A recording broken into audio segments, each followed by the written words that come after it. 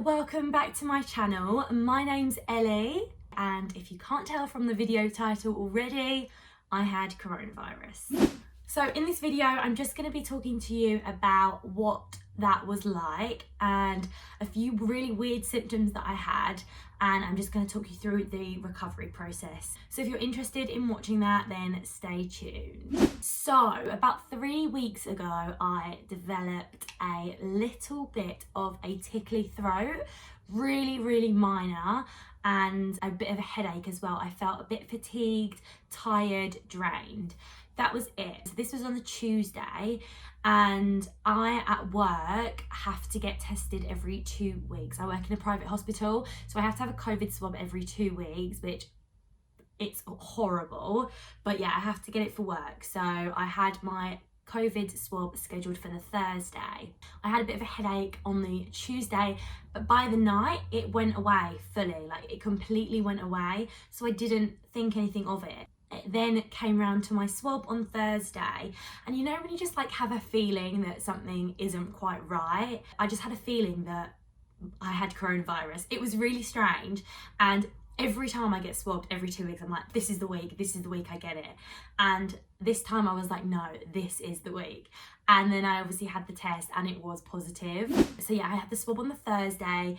I then got told on the Friday by my manager that I had coronavirus and that I need to go home now. So yeah, I didn't really have any symptoms at this point, nothing at all. It was really weird. So I guess maybe the first weird symptom is that on the Friday morning I felt a bit sick, like physically sick. I thought I might be sick for a second, and then it passed. When I ended up going home, I did actually Google that, and it does turn out that feeling sick is actually one of the symptoms. So I guess that's quite a weird one because I just didn't expect that at all. I didn't have a temperature, I didn't have a cough, I didn't have a loss or change in my sense of smell or taste.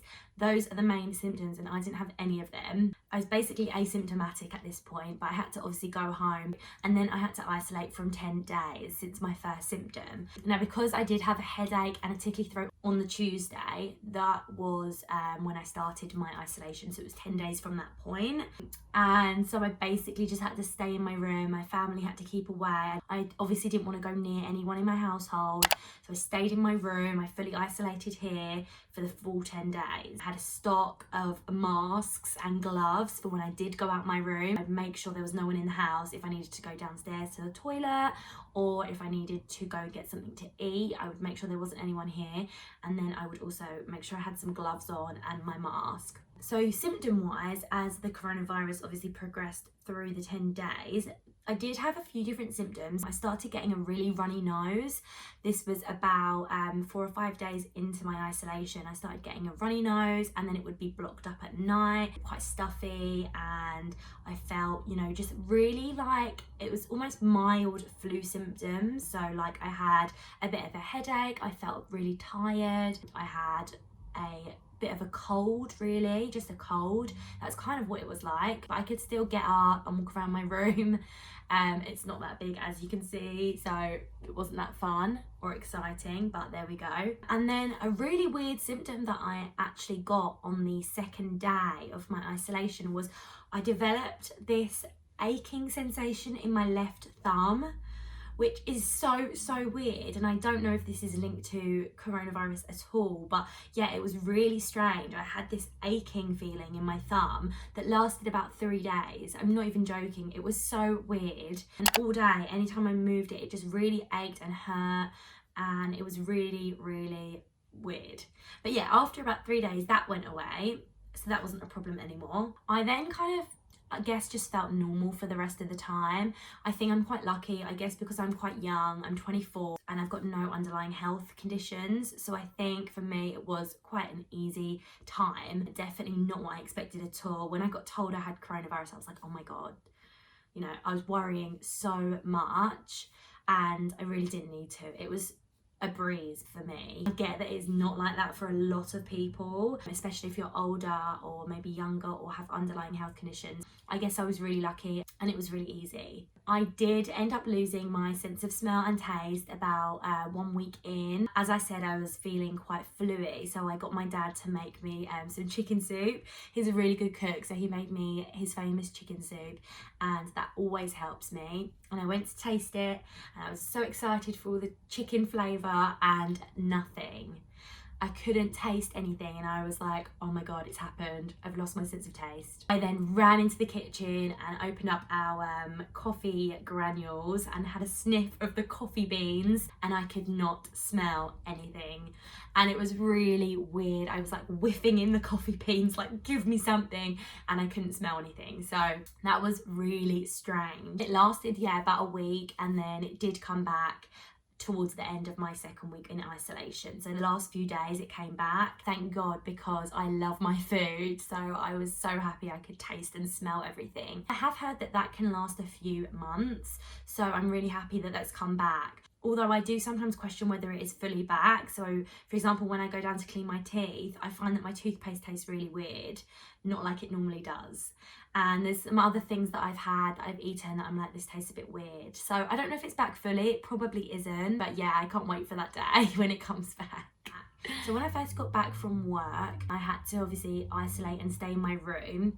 It wasn't long after that, I think it was the next day, I got a phone call from the NHS, and they basically told me, you have coronavirus, you need to isolate for the next 10 days, stay in your room, stay away from everyone, don't leave the house. So I obviously had to follow all of those instructions. They were really good, you know, they answered all of my questions, all of my worries, and they told me what I needed to do for the next 10 days. I also had it sent through on a text, basically telling me that I'm positive and the steps that I need to follow, that I needed to download the NHS Track and Trace app and fill in all the details of where I'd been, if I'd been in contact with anyone in the last few days, if I'd been in any public places in the last few days, any bars, any pubs, any cafes, just anywhere like that. I had to fill it all in and just say where I had been for the track and trace. They did call me a few days later, I guess just to see how I am and how I was recovering. I told them I was fully fine, I had hardly any symptoms at all. On the 10th day, they called me again and just basically said, well done, you've come to the end of your isolation, you can go out of your room, you can go and see your family now,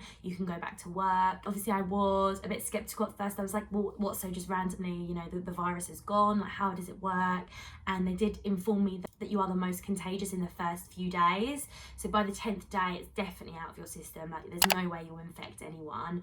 So I was able to go back to work and go downstairs and see my family, and it was really weird being cooped up in my room for 10 days straight. So being able to go out, venture out and see my family was so nice. The first thing I did was I went on a nice long walk, got some fresh air, and it just felt amazing. So obviously my experience with coronavirus was not what I expected. I thought it was going to be a lot worse. I get that it is different for everyone and it's a lot worse for some people than others. But just for me, my personal experience, it was nothing short of a cold. So I'm obviously really happy and glad that it wasn't any worse than it was. But yeah, that's my coronavirus experience, I guess. If you do have any questions, please let me know in the comments below and I will try and answer them all. Please don't forget to give this video a thumbs up, and before you go, don't forget to subscribe to my channel, it really means a lot. So that's it for my coronavirus weird symptoms and recovery video. I will see you in the next one. Bye guys.